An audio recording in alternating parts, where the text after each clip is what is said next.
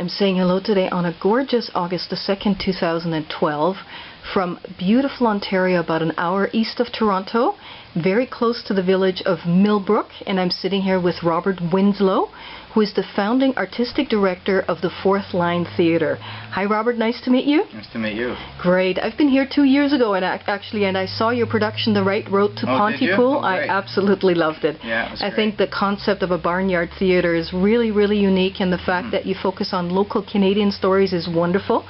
But please, now that I have a chance to talk to you in person, what does the Fourth Line Theatre stand for? How did it come about? How long has it been around? What does it mean?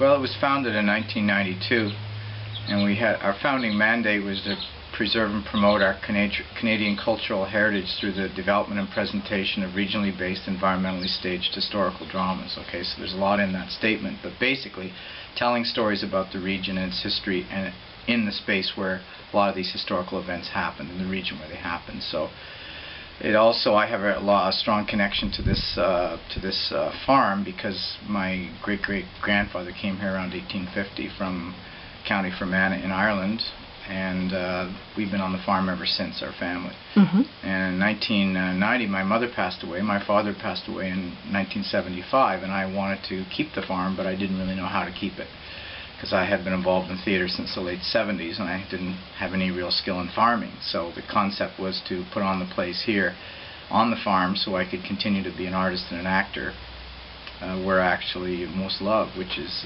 my home farm. Perfect. So you've actually been in operation now for 20 years. Yeah, it's our 21st season this season. Wow. Yeah. And how many stage plays have you actually produced? Well, we've done 2 every year, so you know that's 48. I think a couple of years we did 3, so we're around 50, 45 to 50, somewhere in there. We've probably created about 20 original works since we began. There may be a bit more than that actually, because I know on myself I've created about 15. So then we've had other playwrights write plays as well. So I'd say probably somewhere in the neighborhood of 25 to 30 new scripts. Amazing.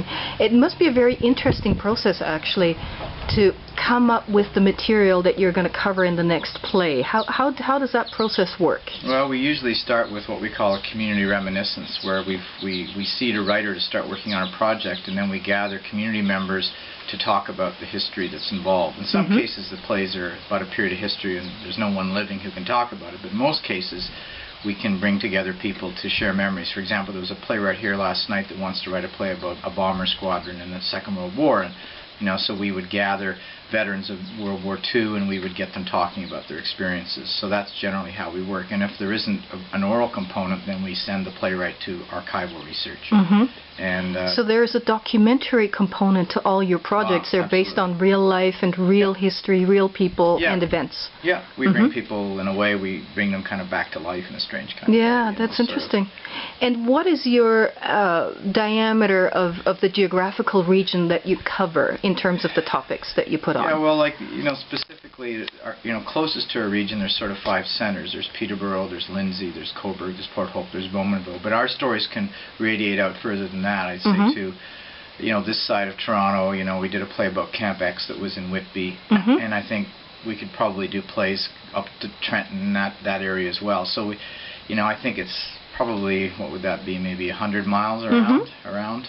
So very local history brought back to life. Yeah, and often stories where they have a local base, but they radiate out to the world or the country. Like, the play we're doing this summer about Marie Dressler. She started in Cobourg, but she became a Hollywood star. Or the great Farini, he started in Port Hope, but he became a worldwide high-wire walker and circus impresario. Exactly, yeah.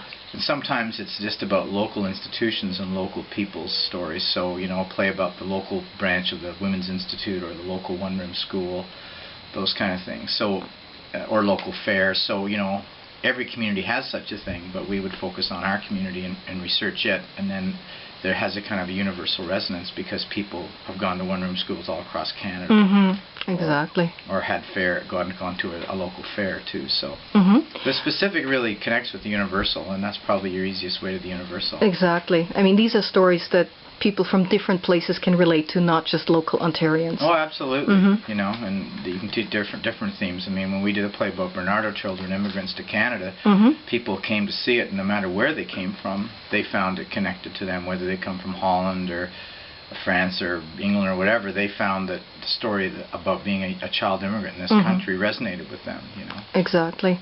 That's absolutely wonderful. I hope you can give me a backstage tour as well. I'll do that. Now, if people want to find out more about your organization and your theater, how can they find you on the internet? Well, we're fourthlinetheater.on.ca, and that's with a 4 T-H. 4 One word, T-H. Fourth Line Theater. That's Perfect. the easiest way, and then our website should tell you more details. Okay, that's great. Thank you so much, Robert. Yeah, thank you.